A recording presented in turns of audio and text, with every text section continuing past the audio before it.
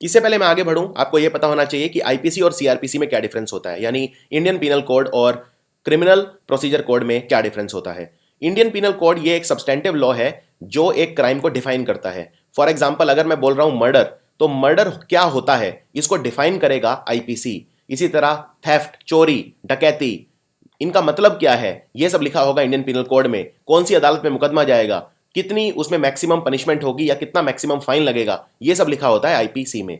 लेकिन एक बार जब तफ्तीश शुरू हो जाए, इन्वेस्टिगेशन स्टार्ट हो जाए, तो फिर क्या प्रोसीजर फॉलो करना है, जो भी पुलिस या जो भी इन्वेस्टिगेटिंग एजेंसी है वो क्या प्रोसीजर फॉलो करेगी, किस तरह से एफआईआर फाइल करेगी, इन्वेस्टिगेट करेगी, चार्जशीट बनाएगी, कितने टाइम में वो इन्वेस्टिगेशन करेगी, यानी जो क्रिमिनलिटी एस्टेब्लिश करने के लिए जो प्रोसीजर फॉलो होगा वो लिखा होता है क्रिमिनल प्रोसीजर कोड में। लेकिन इंडियन पिनल कोड में लिखा होता है कि कितनी पनिशमेंट होगी और अपराध एक्चुअल में क्या है और किस सूरत में हम उसे ये एक पर्टिकुलर अपराध कहेंगे। ये डिफरेंस होता है आईपीसी में और सीआरपीसी में।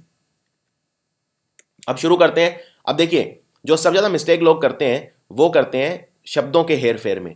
फॉर एग्जाम्पल, अगर कोई मर्डर है तो उसका सेक्शन होता है 300। मैं रिपीट करता हूं, अभी ध्यान से सुनिए। सेक्शन 300 बताता है कि मर्डर किसे कहेंगे, मर्डर क्या होता है। लेकिन जो मर्डर की पनिशमेंट होती है वो सेक्शन 302 के तहत होती है। तो सेक्शन 302 के तहत पनिशमेंट फॉर मर्डर होती है, लेकिन मर्डर हत्या होती है सेक्शन 300 में डिफाइन। और अटेम्प्ट टू मर्डर होता है सेक्शन 307। तो इस तरह से जब आप क्वेश्चन को अटेम्प्ट करें तो पहले देख लें कि वो आपसे पूछ क्या रहा है। क्या वो आपसे उसकी पनिशमेंट पूछ रहा है या वो पूछ रहा है कि कौन सा सेक्शन मर्डर को डिफाइन करता है। सबसे पहले देखते हैं हत्या का प्रयास। ये आता है सेक्शन 307, अटेम्प्ट टू मर्डर। अगर कोई व्यक्ति दूसरे किसी व्यक्ति की हत्या की कोशिश करता है और नाकाम हो जाता है, तो जिस व्यक्ति पर हमला हुआ है उसकी जान नहीं जाती, तो अपराध करने वाला जो व्यक्ति है वो आईपीसी की धारा 307 के तहत उसको सजा दिए जाने का प्रावधान है। सेक्शन 302 होता है हत्या के लिए सजा। अगर कोई व्यक्ति मर जाता है, उस पर कत्ल का दोष साबित हो जाता है अपराधी पर, तो फिर उसे उम्र कैद या फांसी की सजा हो सकती है और जुर्माना भी हो सकता है साथ में। उसके लिए सेक्शन 302 होता है punishment for murder. Section 304A लापरवाही से मृत्यु होने के कारण को बताता है। इसे बोलते हैं कॉजिंग डेथ बाय नेग्लिजेंस। तो फॉर एग्जांपल, किसी की कोई लापरवाही की वजह से अगर किसी दूसरे व्यक्ति की जान चली जाए तो उस पर लगता है सेक्शन 304A। सेक्शन 376 होता है पनिशमेंट फॉर रेप। अगर किसी व्यक्ति पर जबरन सेक्स या बलात्कार की गंभीर श्रेणी में महिला के साथ उसे गिना जाता है, तो बलात्कार के अपराधी पर संगीन धारा 376 के तहत मुकदमा दर्ज किया जाता है, रेप।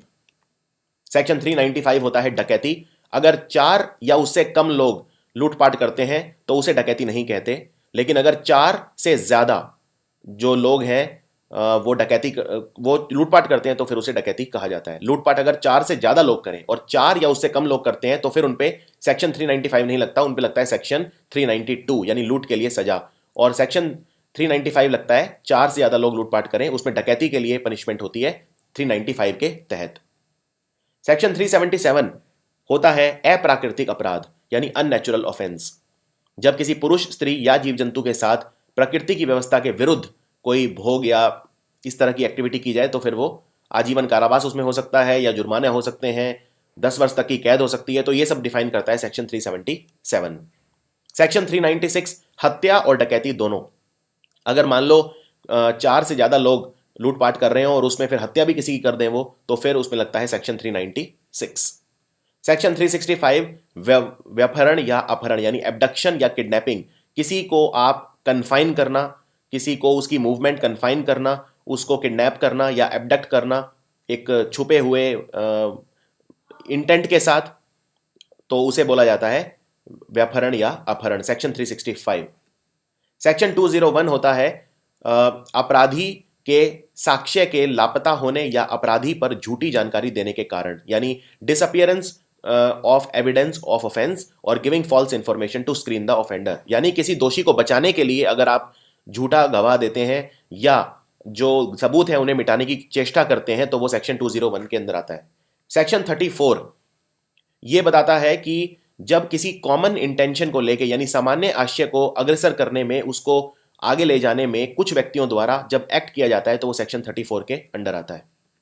सेक्शन 141 अनलॉफुल असेंबली, यानी विधि विरुद्ध जमाव। जब 5 या उससे अधिक व्यक्ति ये एक जगह इकट्ठे होते हैं अनलॉफुल तरीके से, तो unlawful assembly by declaring an assemblage of more than 5 person, और उनका कोई खास इसमें पर्पस होता है जनरली कानून को तोड़ने के लिए, तो फिर वो सेक्शन 141 के अंडर आता है। एक बात इंपॉर्टेंट बात समझने वाली ये है कि सेक्शन 141 में जो ये लोग इकट्ठे हो रहे हैं 5 या उससे ज्यादा, इनको कोई क्राइम करने की जरूरत नहीं है। द वेरी फैक्ट कि ये कानून के विरुद्ध इकट्ठे हो रहे हैं, ये अपने आप में एक जुर्म है। सेक्शन 412, ऐसी संपत्ति को बेईमानी से प्राप्त करना जो डकैती करने में चुराई गई है, यानी डिसऑनेस्टली कोई ऐसी प्रॉपर्टी रिसीव करना जो डकैती में स्टील की गई है, सेक्शन 412। सेक्शन 378 होता है चोरी या थेफ्ट, किसी से उसकी प्रॉपर्टी उसकी मर्जी के विरुद्ध, उसकी कंसेंट के विरुद्ध ले लेना, डिसऑनेस्टली ईमानदारी ना दिखाना और चोरी कर लेना, तो वो आता है सेक्शन 378। सेक्शन 198 होता है गिविंग फॉल्स एविडेंस। अगर आपने शपथ ली हुई है और आप या किसी भी तरह से बाउंड हैं कानूनी तौर पर सच बोलने के लिए, लेकिन आप सच नहीं बोलते, या फिर आपको कोई एफिडेविट फाइल करने को कहा जाता है सच बोलने के लिए और आपने सच नहीं बोला, इन सब केसेस में मिथ्या साक्ष्य देना यानी गिविंग फॉल्स एविडेंस सेक्शन लगता है 191। आत्महत्या करने का प्रयत्न यानी attempt to suicide, section 309। Section 310 होता है ठग, यानी ये डिफाइन करता है कि ठग किसे कहते हैं। तो ये होता है कि whoever at any time after the passing of this act shall have been habitually associated with any others or others for the purpose of committing robbery or child stealing by means of or accompanied with murder, यानी अगर कोई व्यक्ति कोई लूटपाट करता है या कोई बच्चा चुराता है, चाइल्ड स्टीलिंग करता है और उसके साथ साथ मर्डर भी एकम्पनीड होता है, तो फिर उसे हम ठग बोलते हैं।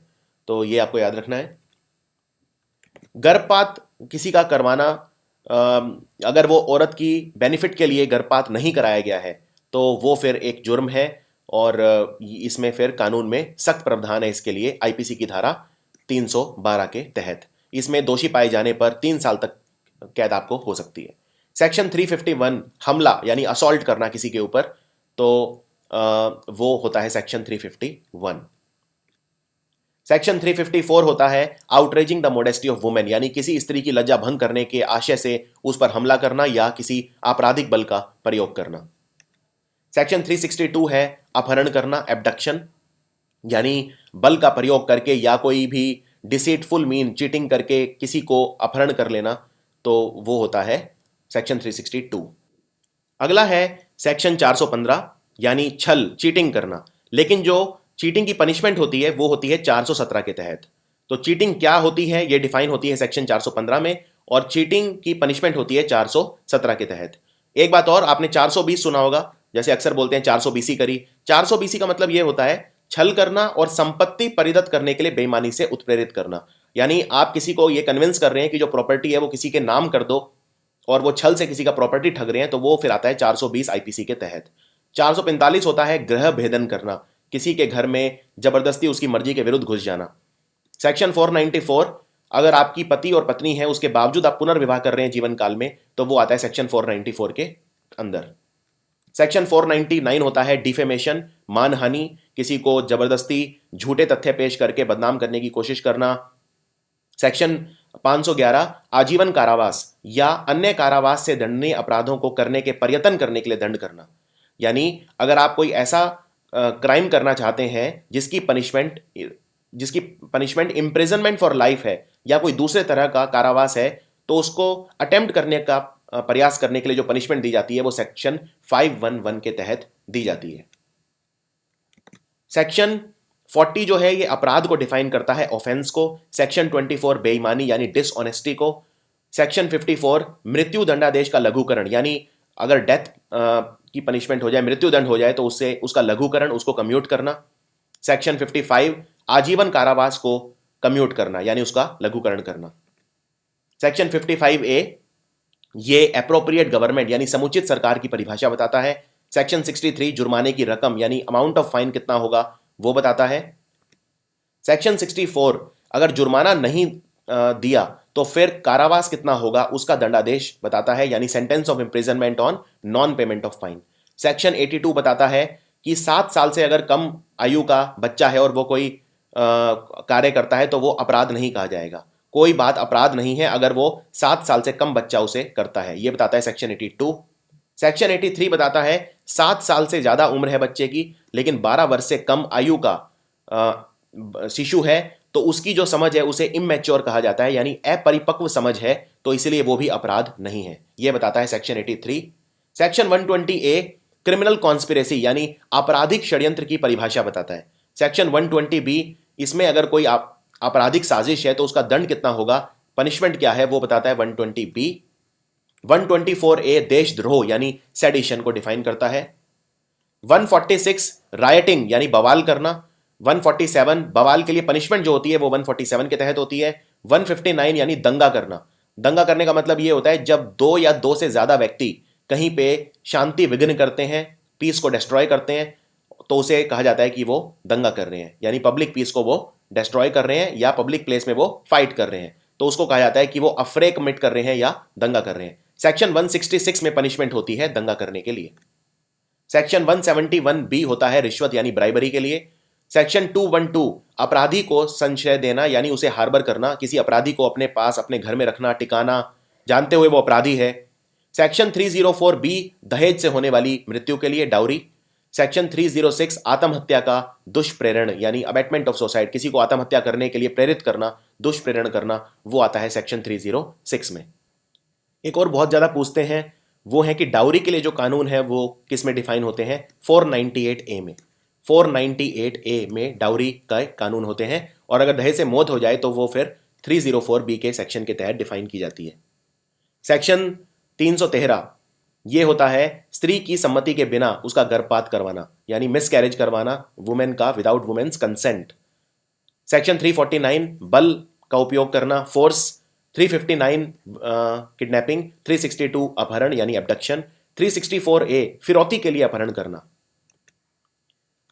और ये फटाफट एक बार देख लेते हैं। हत्या के लिए सेक्शन 300 है, लेकिन पनिशमेंट होगी 302 के हिसाब से। 383 है एक्सटॉर्शन। 390 है लूट, और 391 है डकैती। 197 है फॉल्स सर्टिफिकेट यानी मिथ्या प्रमाण पत्र जारी करना। 192 सेक्शन है मिथ्या साक्ष्य गणना यानी झूठे गवाह पेश करना, फैब्रिकेट करना। सेक्शन 230 है सिक्का की परिभाषा यानी कॉइन डिफाइंड। सेक्शन 230 है, इसमें बताया गया है कि जो हम सिक्का यूज करते हैं, कॉइन यूज करते हैं, उसकी परिभाषा क्या है। सेक्शन 299 आपराधिक मानव वध